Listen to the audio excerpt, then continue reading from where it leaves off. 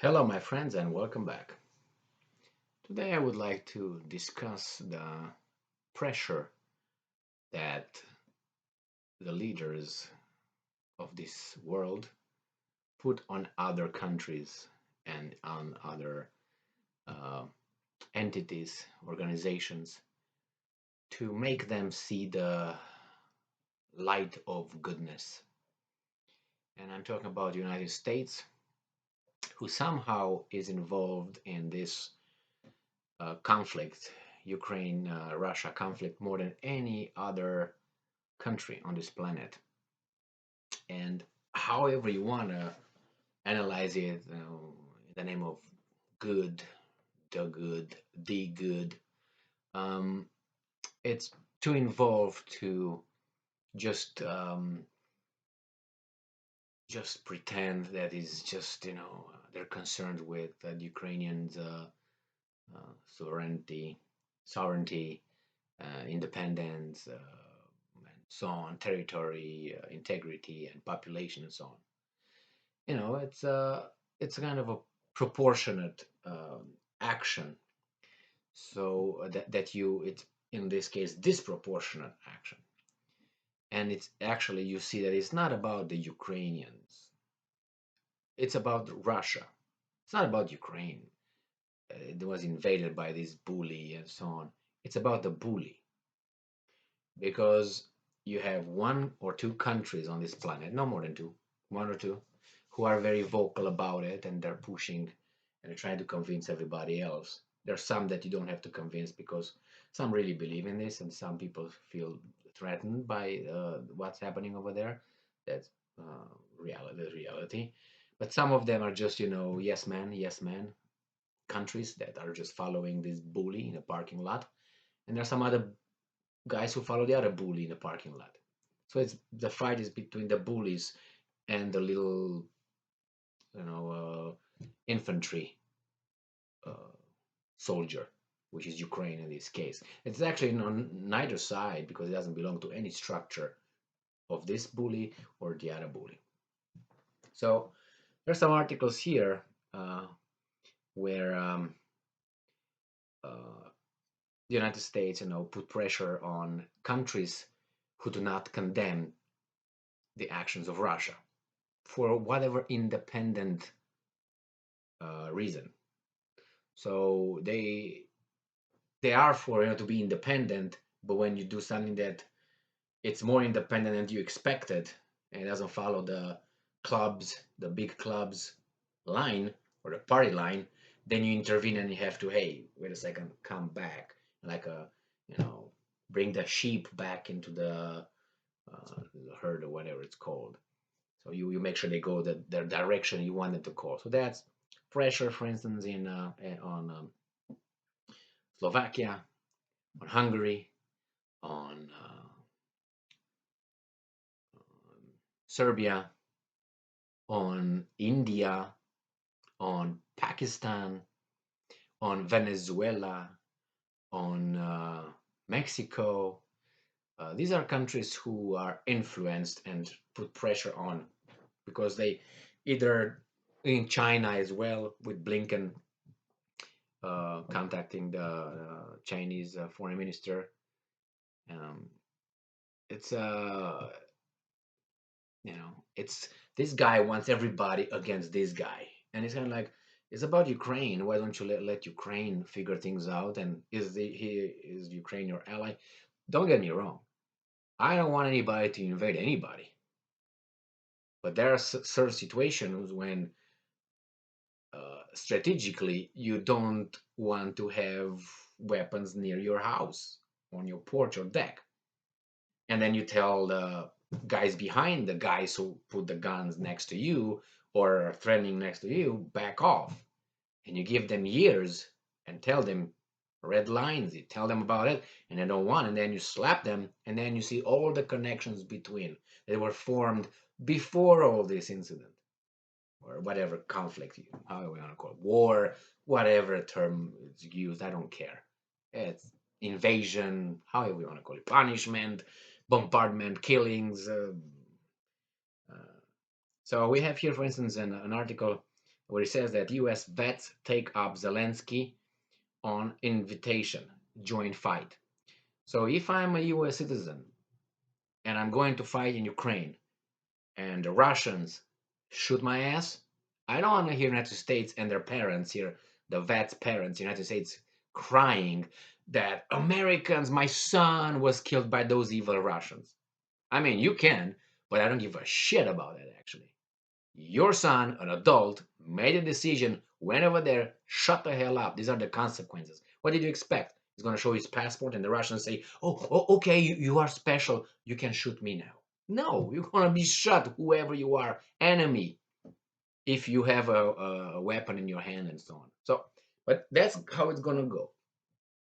Then we have here Sean Penn recalls meeting Ukraine's President Zelensky. I was endlessly impressed and moved by him. That's to impress us, to influence us. Penn, another human being, not an expert in anything, didn't prove anything, just makes a lot of money. He's an actor, has connections, parents, and so on. Good for him. But he's right here in this article, Yahoo Entertainment, from the 5th of March. Caitlin Riley. He impressed me. He moved me. I was moved by him. From one chair to another, or what? Please move, Penn. Okay, maybe he was. Maybe he was. Maybe he was. Then we have this guy who dares to say things, and I like it. This Chip Roy, representative of Texas, he said, "Texas congressman, COVID vaccines, not Ukraine invasion, are the real crimes against humanity." I'm just citing YouTube. I'm citing Rolling Stones, Cat Boza, March 5th, 2022. That's from there. So please do something to them, not to me. Arrest them, not me. Yeah, all right. So I don't know if this guy goes too far, but I think due to the coronavirus, a lot more people died and will die than will die in Ukraine invasion, or whatever, how you want to call it. And anyway, we got here again pressure from the government to pressure businesses not to make business with another country. Not necessarily, they're not sanctioned. So these are not part of the sanctions where the business has to listen to sanctions and not do business with that country. I'm talking about MasterCard, Visa. They suspended operations in Russia after plea from Zelensky. So you have these world corporations, how you want to call it, companies, MasterCard, Visa. They have no allegiance. They take the money from whomever, from Chinese, or kill how many people. They have problems with their guys over there. They do all kind of services with anybody on this planet. And then you have a little guy for a certain persuasion. He, makes a plea to stop, to punish his enemy. And all of a sudden, these international companies listen to this little guy, Zelensky, a no man corrupt individual, and they sanction Russia, a country that would affect the global economy with its, I'm talking about the energy sector. So can you imagine? Do you think that they listen to Zelensky, MasterCard, or they just found, somehow whether they are moral companies and say, yes, we're not going to do business with North Korea now, we're not going to with China. No, they do business with China, they do business with everybody, but now it's Russia. And do you think they listen to Zelensky? No, they listen to the Americans, the American government. That's why. So it tells you how independent Visa and MasterCard are. Now you see pressure. The Hill, it says here on March the 5th, it says U.S. officials to meet with government of Russian ally Venezuela. So Russia said, well, we're going to probably do the same thing. We're going to put some weapons in Venezuela and other, maybe in Cuba, and see what you're going to do. See how you like it. Now America, U.S. government, who shit his pants hearing that, they immediately contacted these guys who they did not talk to from 2019, and they will meet them now. Let me see so I can write you. It says here, senior State Department White House official traveled to Venezuela to pressure. That means bribing or threatening. These are the pressure methods. We're going to bribe you. We're going to get you in the community, in the work community back if you behave and you do what we tell you. Well, otherwise, we're going to punch you in the face harder than we were doing already. So it says here that while the U.S. cut ties with Maduro's administration, is not the regime or dictator Maduro, Maduro's administration, and closed its Caracas embassy in 2019, U.S. officials have zeroed in on Venezuela as one of the Russia's last remaining international allies, as many countries have shunned the Kremlin after over the Ukrainian invasion. Really. So you see how they turn out? He's not a dictator, not a strong man, not a regime, not a junta in Venezuela. Now he's the administration. So they use the language like the normal country. Now we discuss with them. If tomorrow Maduro we're gonna say beat it, the next day the mass media will say, "Oh, strongman Maduro, these guys, communists, whatever they are, blah blah blah, paria." That's how it works. They pressure. This is pressure. Money and punch in the face. Which one you want? Well, they call it differently, you know. Speak softly, carrying a big stick. Yeah, okay. Uh, Roosevelt first. Teddy. So the next one is if a guy makes irresponsible statements, uh, that's one thing. But when you have a U.S. senator making irresponsible statements, again, it's an instigation. And just listen to this, Senator Lindsey Graham. He's a puppet. He's such a sleazy guy. This guy, I don't even know what he is actually. I mean, look at him and his name. I don't know what the hell he is. So is this from Business Insider from March 4th? I know he came and said, you gotta take Putin out. He says, Lindsey Graham calls for Russians to carry out a Julius Caesar-style assassination of Vladimir Putin. Is there a Brutus in Russia? Well, and this is, if you read the article is very positive, and it's, oh, that's great, very intelligent. Now imagine that you would have, for instance, North Korean Kim Jong-un saying something like this. Is any Brutus in US? Oh my God, terrorist country, international terrorism, right there, instigator. Or let's say Russia or any other country. If you would have a senator or a person who's at the top of the leadership in one country, and this guy is elected, he's not appointed, Lindsey. He's not appointed, he's elected by the people.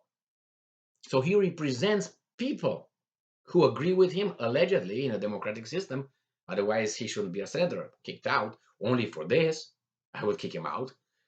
So he's irresponsible, and he is responsible regarding this issue. How can he be responsible regarding my issues and the issues of the United States? Really? That's plain assassination right there. Is anybody who's going to assassinate the leader, the elected leader of the other country that I don't like?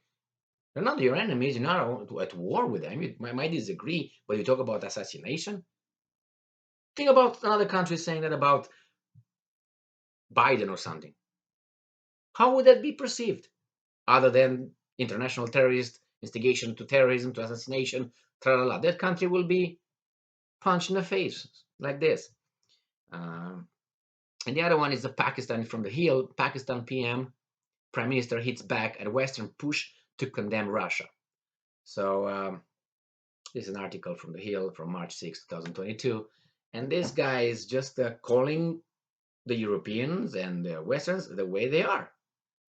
It's just because last week, 22 Islamabad-based diplomats released a joint letter calling on the Pakistani government to join the United Nations resolution in condemning Russia's attack on Ukraine. Pakistan had abstained from voting on the resolutions. So they didn't say, yes, we're with or we're against.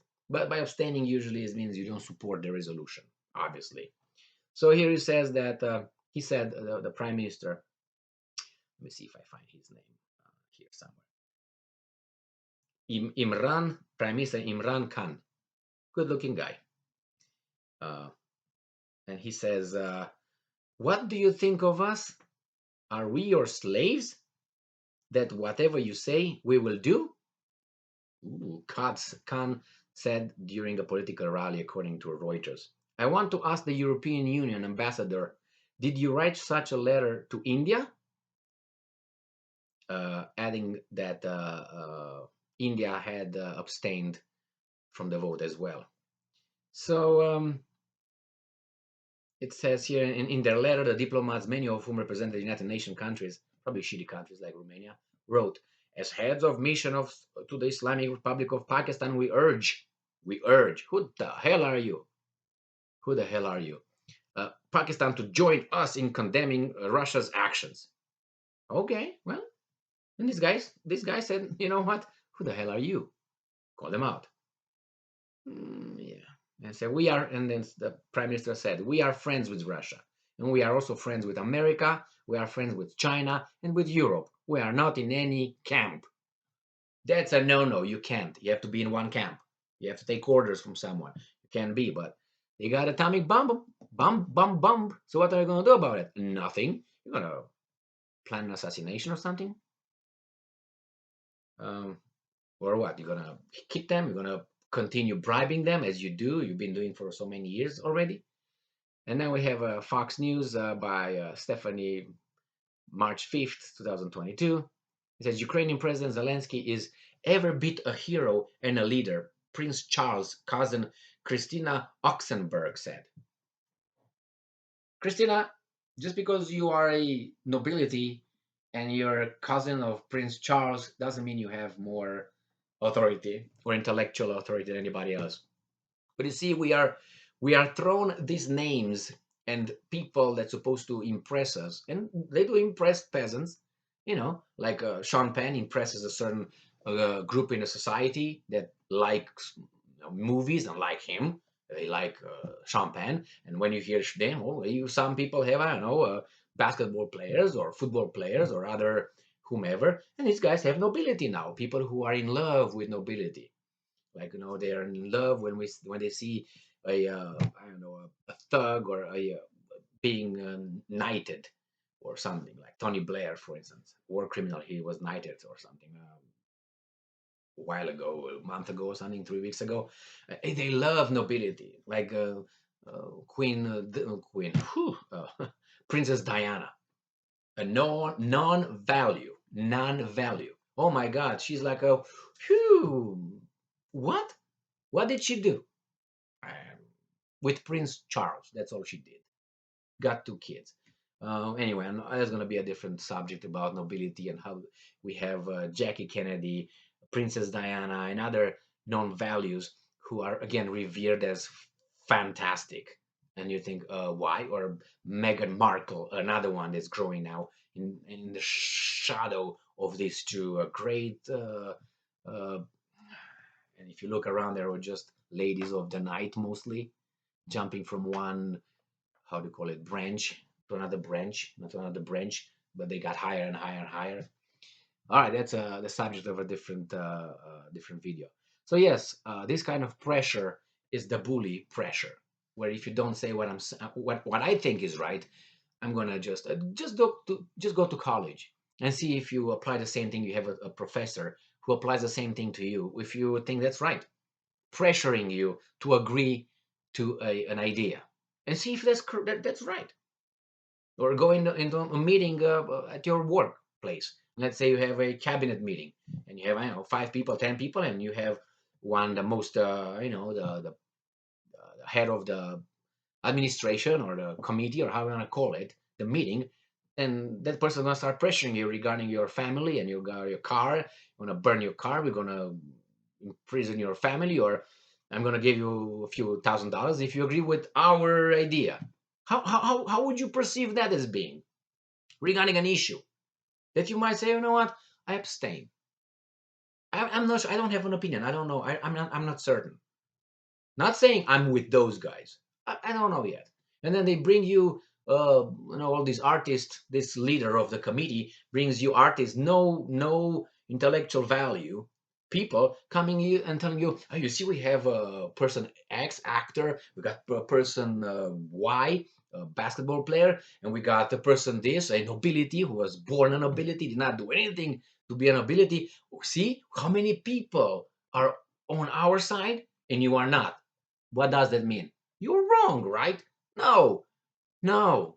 But you are very, I'm pretty sure Americans in general, if you tell them stories like this and you make analogies like this, especially when you put them in the middle of the situation, they will immediately react normally, fairly, logically. But when you put them outside and being with beer, TV, movies, and some sex and hitting and all that, it's perfect. Oh yeah, yeah. Look at Sean Penn. Yeah, look at this. Look at that.